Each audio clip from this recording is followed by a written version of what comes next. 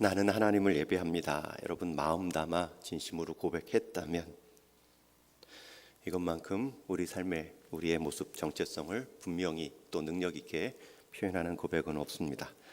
하나님을 예배합니다. 세 달 또 여러분들의 첫 고백을 하나님께 드려지기를 축복합니다.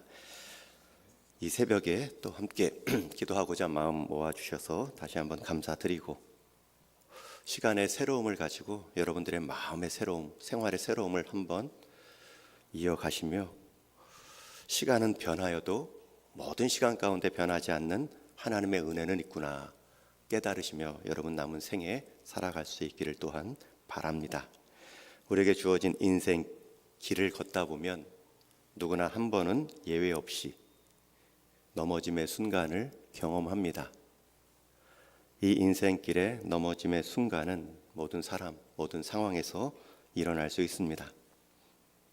한 권투 선수의 말처럼 한 대도 안 맞고 챔피언이 된 사람은 없고 공을 한 번도 안 뺏기고 이긴 축구팀도 없기 때문에 권투나 축구든 공을 뺏기고 안 뺏기고 한 대 맞고 안 맞고가 중요한 것이 아니라 마찬가지로 우리 인생길은 넘어지지 않는 길이 없기 때문에 넘어지냐 넘어지지 않느냐가 중요한 삶의 변수가 아니라 권투로 치면 맞은 채로 그대로 있고 축구로 치면 공을 뺏긴 채로 그대로 있는 것이 문제인 것처럼 인생길 넘어졌을 때 그대로 넘어진 채로 있는 것이 문제이지 넘어졌다는 것 자체가 큰 변수는 아닙니다.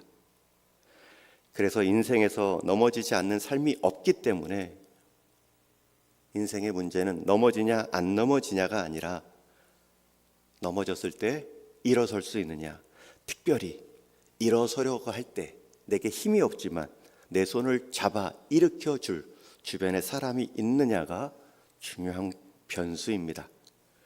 그래서 오늘 본문 10절의 마지막 부분은 이렇게 화가 있다 이런 자에 대한 경고를 주시는데 우리 한번 같이 읽겠습니다. 시작. 혹시 그들이 넘어지면 하나가 그 동물을 붙들어 일으키려니와 홀로 있어 넘어지고 붙들어 일으킬 자가 없는 자에게는 화가 있으리라. 넘어졌는데 일으켜줄 친구가 없는 것, 손길이 없는 것, 그 인생은 화가 있다 말씀합니다. 넘어진 것이 화가 아니죠. 넘어졌는데 일으켜줄 사람이 없는 것이 화가 된다 말씀합니다. 이 아침에 최소한 여러분들 함께 기도하러 온 모습을 보면 나를 위해 기도해 줄 자가 있고 나를 위해 손 내밀어 줄 자가 있다라는 화를 면할 수 있는 복 있는 자임을 볼 수 있습니다. 내 기도도 하지만 함께 앉은 앞뒤에 우리 성도님들, 내가 교회를 세운 것 같지만 결국은 교회가 나를 세우고 있구나 경험할 때가 있습니다. 반대로 주변에 사람은 많지만 내가 넘어졌을 때 손을 내미는 것이 아니라 넘어졌을 때 다 도망가는 주변에 사람들만 있다면 그것만큼 화난 인생은 없지요. 화가 될 모습도 없습니다. 현대인은 많은 관계는 있지만 많은 만남은 사라지고 있다. 홍수 속에 더 마실 물이 없다는 것처럼 많은 연락처는 있지만 참되게 진솔한 대화를 나눌 관계의 누림은 사라지고 있다. 그래서 1인 가구가 일상화됐고 혼밥, 혼술이라는 말이 유행하는 것처럼 개인주의가 보편화되고 있습니다. 집은 많은데 가정은 없고 침대는 더 좋아지는데 충분한 수면은 없는 것처럼 많은 사람들이 더 만남에 주변의 인맥은 늘어나는데 더 외로움은 깊어져 간다. 현대인의 모습을 진단합니다. 그렇기 때문에 오늘 말씀이 필요합니다. 오늘 본문은 두 사람이 한 사람보다 분명히 낫다. 특별히 오늘 말씀 앞에 7절, 8절에 보면 내가 해 아래 헛된 것을 보았다 말하죠. 그 헛된 내용이 뭐냐면 8절에 친구도 없고 친척도 없고 유일한 낙이라고는 재산 모으는 것밖에 없는 사람들의 모습이 나옵니다. 그렇게 모아놓은 재산, 쓸 것을 아끼고 애써서 많은 재산 모은 것 자체가 문제인 것은 아닙니다. 그러나 그것을 함께 즐거워할 사람이 없습니다. 내가 신경 쓸 사람이 없다, 그러니 혼자가 편하다 말하지만 가진 것을 독차지 않은 기쁨은 있겠지만 함께 공유하고 나눌 즐거움은 하나도 누리지 못하는 인생이지요. 그런 인생은 헛되도다. 내가 누구를 위하여 이같이 수고하고 나를 위하여는 행복을 누리지 못하게 하였는가? 이것이 헛되고 불행하여 노고로다. 여러분들의 핸드폰에 얼마나 많은 사람들의 이름이, 연락처가 있습니까? 오히려 가상 공간에 소통이 더 많이 늘어나고 있는 시대가 되었습니다. 그럼에도 여러분들에게 넘어진 그 자리에 손과 같이 내게 찾아올 그 한 사람은 있는지요? 왜 오늘 본문을 비롯해서 성경은 부부, 가정, 공동체를 향하여서 신앙의 길은 항상 공동체, 복수로 가야 하는지를 말씀합니다. 여러분, 우리 인생길 항상 함께 가야 할 두 가지 중요한 이유가 있습니다. 첫 번째는 우리 신앙의 길은 험하고 멀기 때문입니다. 신앙의 길이 쉽고 빠르면, 짧으면 홀로 가도 될 만하겠죠. 그러나 이 신앙의 길 혼자 힘으로 헤쳐나가기에는 너무 힘든 길이기 때문에, 또 그 길이 길기 때문에 우리는 함께 가야 할, 서로 기도와 격려로 세워가야 할 동역자가 필요합니다. 두 번째 이유는 이 신앙의 길에서는 그렇게 함께 가고 서로를 도우며 도움받는 과정에서 인격의 자람을 경험하기 때문입니다. 한 사람이 성숙했다, 자랐다, 어른이 됐다라는 말은 결코 혼자 스스로 이룰 수 없는 모습이지요. 자람이라는 것은 돌보고 돌봐주는 관계 안에서 성숙하고 깊어져가는 모습입니다. 결혼을 통해 아내와 남편을 품음으로 자라가는 것입니다. 부모가 됨으로 자녀를 품어봄으로 자라가는 것입니다. 심지어 자녀가 되어 이제는 연로하신 부모님을 품어감으로 자라가는 것이죠. 그러기에 우리 인생길, 여행길에 있어서 동반자가 있다는 것은 선택이 아니라 필수입니다. 공부할 때에도 혼자 머리를 쥐어 짜며 공부하는 일보다 함께 팀을 이루어 서로 돕고 수준을 높이는 것이 재미도 있고 성적을 높이는 지혜로운 모습입니다. 마찬가지로 우리 인생길, 신앙의 길 함께 걸어가도록 부름 받았습니다. 하나님께서는 우리를 함께 가도록 부르셨고 믿음의 여정을 이어가도록 모으셨습니다. 그러니 옆에 있는 사람들을 소중하게 여겨야죠. 내가 선택하지도 않고 하나님이 보내주신 귀한 사람이다. 11절에 보면 두 사람이 함께 누우면 따뜻하다. 언어를 보면 더라는 표현이 나옵니다. 더 따뜻하다. 여러분, 두 사람이 누우면 더 따뜻하다는 것은 생명과 관련된 그 지역의 특성에 관한 표현입니다. 이 당시 고대 중동에서는 건기 사막지대라 낮이면 덥지만 밤은 엄청 추운, 온도가 급격히 내려가 뼛속까지 추위가 들어오는 그러한 온도 변화가 심한 지역입니다. 길을 가는 행인, 나그네들, 들판의 목동들은 이 밤을 견뎌야 했는데 견디는 방법이 두 사람이 함께 누워 한 이불 속에 온기를 지켜내는 것입니다. 그래서 사막지대 유목민들은 길 가는 동안 친구를 만드는 것이 필수 조건이었습니다. 9절에도 두 사람이 한 사람보다 낫고, 계속 반복해서 두 사람, 공동체는 삶의 기본이다 말씀하고 있죠. 심지어 12절 말씀에 보면 우리 한번 같이 읽습니다. 시작.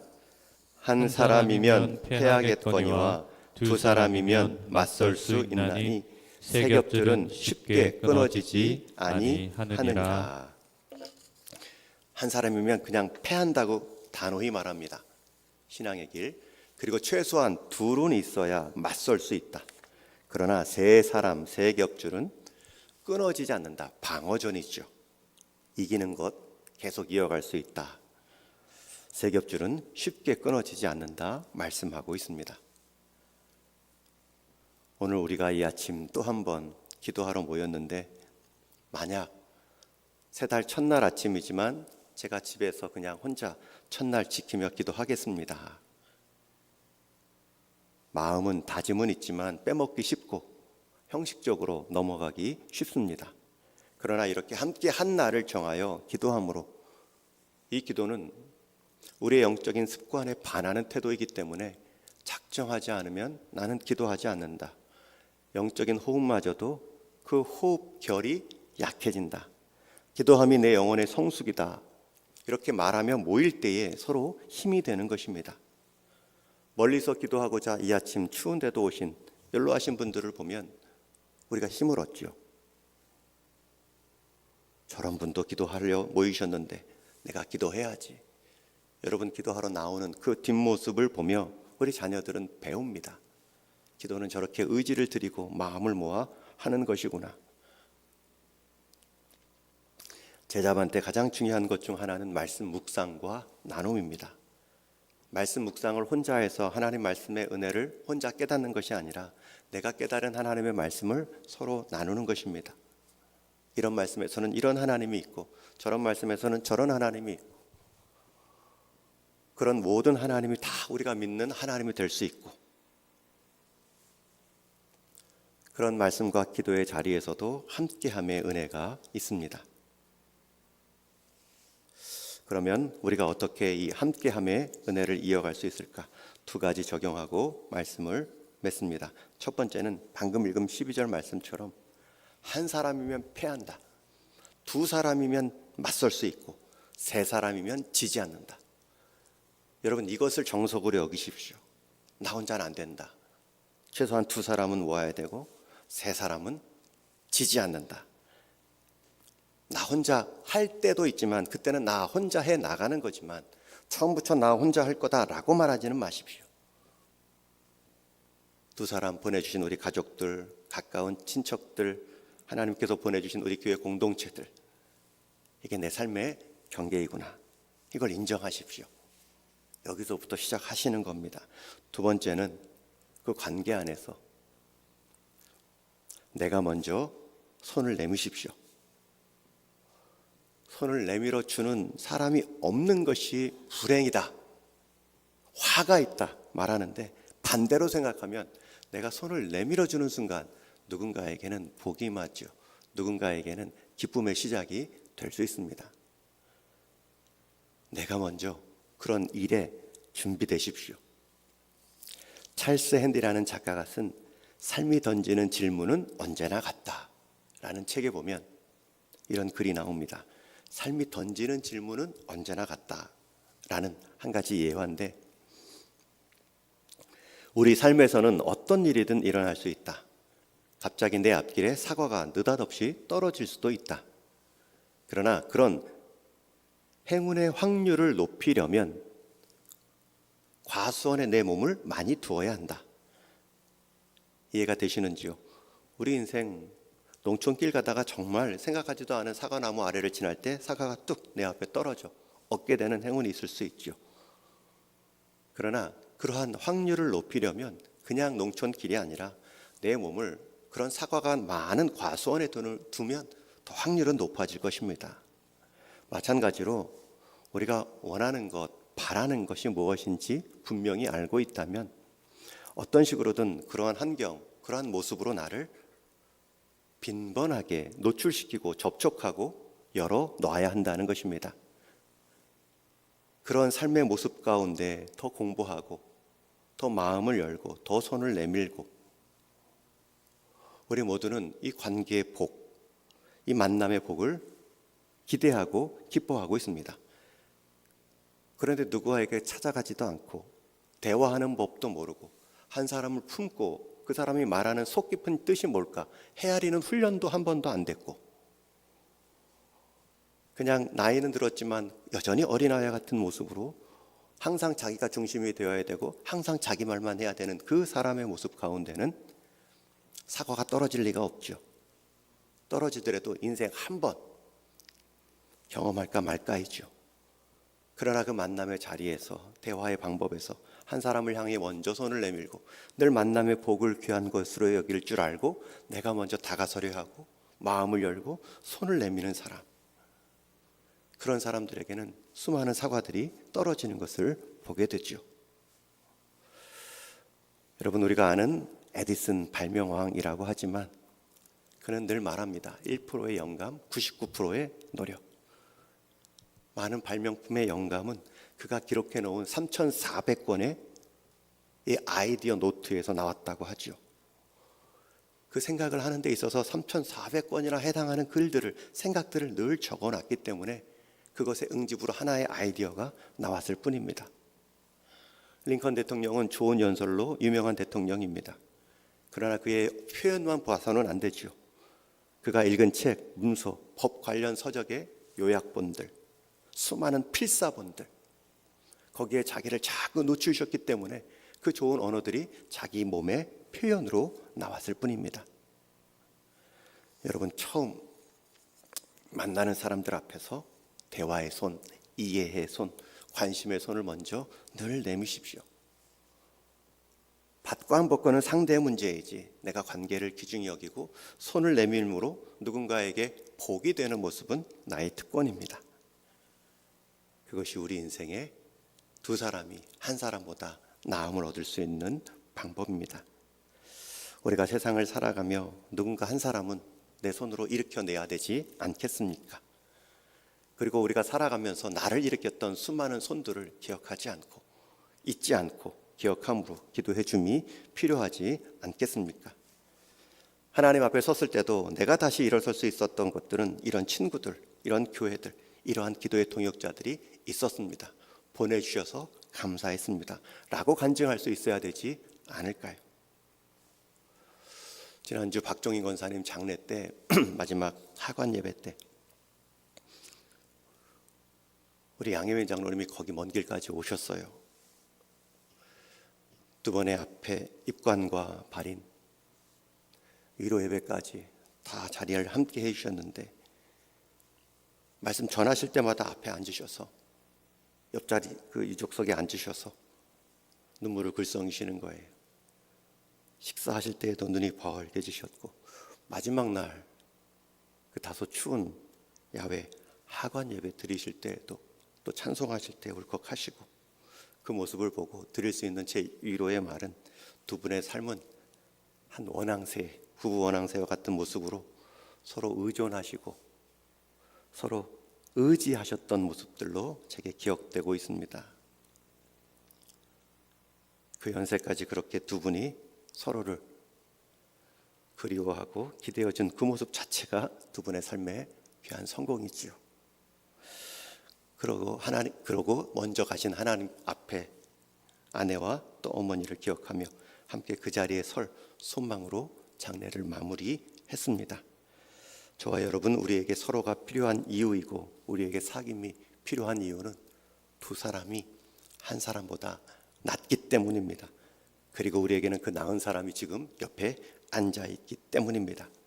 우리를 공동체로 묶어주신 하나님의 지혜와 의도를 깨닫고 우리 인생 풍요한 공동체의 누림을 통해 감사와 순종으로 나와 가정, 교회를 더 풍성하게 가꾸어 가시는 이 세 달이 될 수 있기를 주님의 이름으로 축원합니다.